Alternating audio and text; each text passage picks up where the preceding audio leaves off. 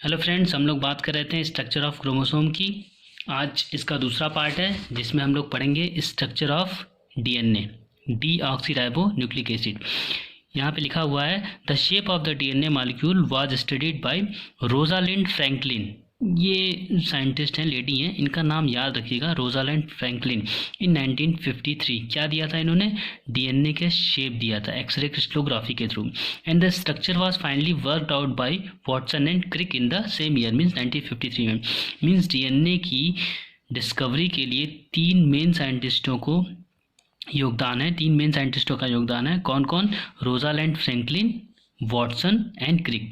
रोजालैंड Franklin ने इसके shape की डीएनए के शेप की स्टडी की थी, डीएनए के शेप को बताया था, जबकि वॉटसन क्रिक साहब ने इसका पूरा होल बताया था कि क्या पाया जाता है, कैसा होता है, सारी चीज़ें। ठीक है दोस्तों, तो इन तीनों साइंटिस्टों का नाम याद रखिएगा। कौन कौन? Rosalind Franklin, Watson and Crick. जब भी डीएनए की बात आती है तो वॉटसन क्रिक साहब को याद किया ही जाता है, उसके साथ रोजालिंड फ्रैंकलिन को भी याद करना चाहिए। डीएनए चूँकि हम जानते हैं डीएनए क्रोमोसोम को अंदर होता है, और क्रोमोसोम कहाँ होता है? न्यूक्लियस के अंदर होता है। ठीक, ये टू कॉम्प्लीमेंट्री स्ट्रैंड से मिलकर बना होता है, जो कि एक दूसरे के चारों तरफ एक वाइंड अप रहते हैं, रस्सी की तरह। जैसे दो रस्सी में नहीं था तो दोनों एक दूसरे से वाइंड अप होते हैं, वैसे ही देखिए यहाँ पे दो स्ट्रैंड्स होती हैं, एक स्ट्रैंड ये, एक स्ट्रैंड ये दोनों वैसे तो एंटी पैरेलल स्ट्रैंड्स होती हैं। ये अलग अलग 5 prime to 3 prime, 3 prime to 5 prime जाती हैं, बट इतना हमें नहीं जानना है। हमें बस ये जानना है कि डीएनए जो होता है डबल हेलिकल स्ट्रक्चर होता है। डबल हेलिकल मीन्स दो हेलिक्स स्ट्रक्चर से मिलकर बना होता है, और इसके बीच में बहुत सारे ये लिखा हुआ है CATGC, पता नहीं क्या क्या। तो ये सब क्या है? ये सब बेसेस हैं, नाइट्रोजन बेसेस। धीरे धीरे जानेंगे। तो डीएनए जो होता है ये नाइट्रोजनस बेसेस बीच में होते हैं, ये स्ट्रैंड होती है, ठीक ना। अब ये कैसे हैं, क्या है, ये आपको मैं अभी याद करा दूंगा टोटली। ठीक, डबल स्ट्रैंड्स होती हैं और नाइट्रोजन बेसेस होती हैं। इसके अलावा ये जो रिबन देख रहे हैं, रिबन स्ट्रैंड देख रहे हैं, इसमें दो चीज़ें होती हैं, एक होता है शुगर और एक होता है फॉस्फेट। इसीलिए इसका नाम भी पड़ा है डीऑक्सीराइबो न्यूक्लिक एसिड। जब हम बात करेंगे ना डीऑक्सीराइबो न्यूक्लिक एसिड, तो वहीं पे सबको समझ में आ जाएगा। यहाँ पे एक्चुअली जो स्ट्रैंड्स होते हैं वो न्यूक्लियोटाइड के मिलकर बने होते हैं। तो डीएनए का जो स्ट्रैंड्स होता है, मीन्स इस डीएनए की भी यूनिट है, तो उस यूनिट का नाम क्या है? न्यूक्लियोटाइड। जैसा कि यहाँ लिखा हुआ है each single DNA strand are composed of repeating nucleotide. तो ये याद रखिएगा, nucleotide is the unit of the DNA. Okay, अब न्यूक्लियोटाइड होता क्या है? न्यूक्लियोटाइड कहाँ पाया जा रहा है? इस स्ट्रैंड में, मीन्स इसकी स्ट्रैंड्स में ही कहीं ना कहीं न्यूक्लियोटाइड है। लेकिन न्यूक्लियोटाइड भी 3 मेन कंपोनेंट से मिलकर बना होता है। एक फॉस्फेट होता है, क्या? फॉस्फेट। दूसरा शुगर होता है, और वो शुगर कैसा होता है? पेंटोस शुगर होता है, मीन्स 5 कार्बन वाला। और तीसरा क्या होता है? नाइट्रोजनस बेस होता है। ठीक है, इसको थोड़ा सा ऐसे समझते हैं। ये देखिए, ये आपका दो स्टैंड था, एक स्टैंड ये है और एक स्टैंड ये है। ठीक है, तो एक स्टैंड ये है और एक स्टैंड ये है। तो एक स्टैंड में अब एक इस चीज़ को हम बाहर निकाल दिए यहाँ पे, तो एक स्टैंड में ये जो चीज़ है, this one is the nucleotide. ये क्या है? ये हमारा न्यूक्लियोटाइड है। ठीक, ये हमारा न्यूक्लियोटाइड है। इस न्यूक्लियोटाइड में मेनली 3 चीज़ें हैं। क्या क्या? एक फॉस्फेट, ये हमारा फॉस्फेट है, याद रखिएगा। क्या है ये हमारा? ये हमारा फॉस्फेट है। ठीक, और ये हमारा शुगर है जो कि 5 कार्बन है, इसीलिए कहा गया है पेंटोस शुगर। 1 2 3 4 5, 1 2 3 4 5 शुगर, 5 कार्बन से मिलकर बना हुआ ये रिंग है, इसलिए ये पेंटोस शुगर है। और उसके साथ ये बेस होता है, कोई भी सो बेस, वो भी बेस कौन सा? Nitrogenous base. नाइट्रोजनस बेस इसलिए कहा जाता है क्योंकि हर बेस में कहीं ना कहीं नाइट्रोजन है, 1 2 3। ठीक, ये नाइट्रोजन प्रेजेंट होते हैं, इसलिए नाइट्रोजनस बेस होते हैं। ठीक है दोस्तों, तो nucleotide is made up of 3 main components, phosphate, sugar and base. In the case of DNA, the phosphate, sugar कौन सा होता है? डीऑक्सीराइबोस। डीऑक्सीराइबोस बेस कौन सा होता है? Nitrogenous base. उस नाइट्रोजनस बेस में भी कौन से होते हैं, कौन से नहीं होते हैं, ये सारा अभी आपको याद हो जाएगा। पहले अभी ये याद करना है कि न्यूक्लियोटाइड में 3 चीज़ें होती हैं, फॉस्फेट, शुगर और बेस। ओके, अब जो ये बेस होती है, एक्चुअली बेस में अलग अलग तरह के बेस होते हैं, जैसा कि यहाँ पे दिखाया गया है डीएनए के केस में 4 मेन टाइप के बेस होते हैं, एक एडेनिन, एक गुआनिन, एक साइटोसिन, एक थायमिन, ए, जी, सी और टी। अब इसको याद करना थोड़ा सा टफ है, तो यहाँ पे मैंने एक फॉर्मूला बनाया है। ए जी नहीं, हस्बैंड्स अपनी वाइफ को, वाइफ अपने हस्बैंड्स को बोलती हैं ए जी सुनिए जी, तो ए जी सी टी तो बजाइए, ए जी सी टी तो बजाइए। तो A G adenine guanine, C for cytosine and T for thymine. तो ये चारों बेस कहाँ प्रेजेंट है? हमारे डीएनए में। ठीक है दोस्तों, तो एडेनिन गुआनिन साइटोसिन और थायमिन, एडेनिन गुआनिन साइटोसिन और थायमिन, ए जी सी टी तो बजाइए। तो ये हमारा होगा डीएनए। डीएनए में फॉस्फेट है, शुगर है, बेस है। बेस में कौन कौन से बेस हैं? एडेनिन है, गुआनिन, साइटोसिन है, थायमिन है। अब इसमें देखेंगे तो जो एडेनिन होता है, एडेनिन हमेशा क्या करता है? पेयरिंग जो करता है वो किससे करता है? हमेशा एडेनिन थायमिन से ही पेयर करता है, और जब पेयर करेगा तो वो 2 बॉन्ड से द्वारा जुड़ा होता है। ठीक, वहीं गुआनिन की अगर बात करेंगे तो गुआनिन हमेशा साइटोसिन से पेयर करता है, और ये हमेशा 3 बॉन्ड से जुड़ा होता है। तो एडेनिन थायमिन से 2 बॉन्ड से जुड़ा होता है, जबकि गुआनिन साइटोसिन से 3 बॉन्ड से जुड़ा होता है। अब इसको याद करने का सबसे आसान तरीका देखिए, जी और सी का शेप एक ही है, तो ये दोनों आपस में ही पेयर करेंगे। बाकी बचा कौन? A T. तो जी सी 3 बॉन्ड से बनता है, और ये जो बॉन्डिंग होती है ये हाइड्रोजन बॉन्ड होता है। ठीक है, तो ये स्ट्रक्चर आपको समझ में आ रहा होगा। ये देखिए, ये स्ट्रैंड है, सिंगल स्ट्रैंड, डबल स्ट्रैंड, ये डबल स्ट्रैंडेड है। इसी स्ट्रैंड को यहाँ पे दिखा गया है, थोड़ा सा और अंदर की केमिकल स्ट्रक्चर दे दी गई है। तो ये एक स्ट्रैंड है, ये दूसरा स्ट्रैंड है। ठीक, एक स्ट्रैंड में ये फॉस्फेट हुआ, ये शुगर हुआ, और ये हमारा बेस हुआ, और ये बेस दूसरे वाले स्ट्रैंड के बेस के साथ अटैच है, किसके द्वारा? हाइड्रोजन बॉन्ड के द्वारा। जैसे कि थायमिन एडेनिन से अटैच है, तो यहाँ पे कितने बॉन्ड होंगे? डबल बॉन्ड होगा।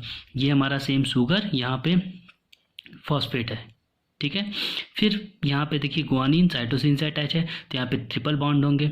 ठीक है दोस्तों, तो ये स्ट्रक्चर याद रखिएगा। जितनी बार देख सकते हैं इस वीडियो को यहाँ पे, उतनी बार इसको देखिए, ताकि ये याद हो जाए, क्योंकि क्वेश्चंस हाई स्कूल में, बोर्ड में इससे पूछे ही जाते हैं। इनफैक्ट हाई स्कूल में नहीं, हर जगह पूछे जाते हैं। तो ये हमको याद होना चाहिए कि एडेनिन थायमिन से डबल हाइड्रोजन बॉन्ड द्वारा जुड़ा होता है, जबकि गुआनिन साइटोसिन से ट्रिपल हाइड्रोजन बॉन्ड द्वारा जुड़ा होता है।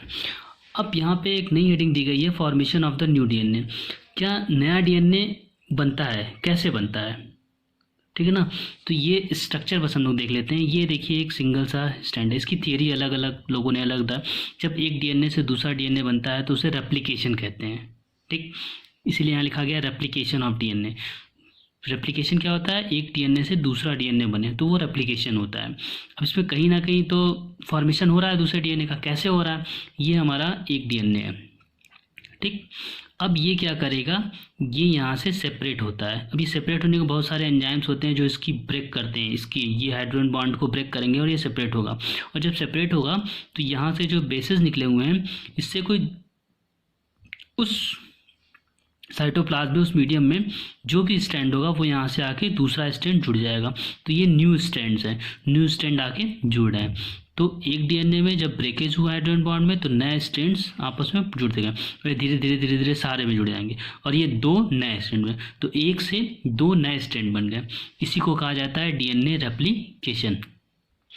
उसके बाद बात करते हैं जीन्स की। जीन क्या होती हैं? तो दोस्तों, जीन जो होती हैं, डेफिनेशन पढ़ लेते हैं।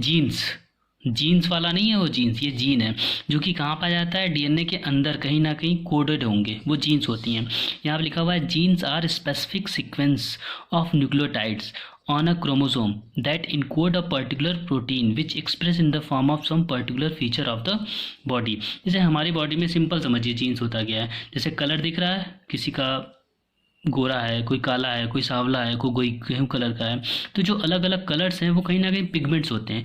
वो पिगमेंट्स किससे बने हैं? वो जीन्स फ्लक्चुएट कर रहा है, जीन्स एक्सप्रेस हो रहा है, तो हमें वो दिख रहा है। तो इसलिए कहा गया है genes are specific sequence of nucleotide. कुछ न्यूक्लियोटाइड्स के कुछ स्पेसिफिक सीक्वेंस होते हैं। वो सीक्वेंस न्यूक्लियोटाइड जैसे कि ACTG जो है, जो हमें पढ़े हैं, ठीक, वो क्रोमोसोम में होते हैं, जो कि एक पर्टिकुलर प्रोटीन को एक्सप्रेस करते हैं। वो प्रोटीन केराटिन भी हो सकती है, वो प्रोटीन कोई भी हो सकती है, ऑफ सम पर्टिकुलर फीचर, जो कि हमारी बॉडी के कुछ फीचर्स को बताती है। ठीक है दोस्तों, तो ये हमारा हो गया जीन।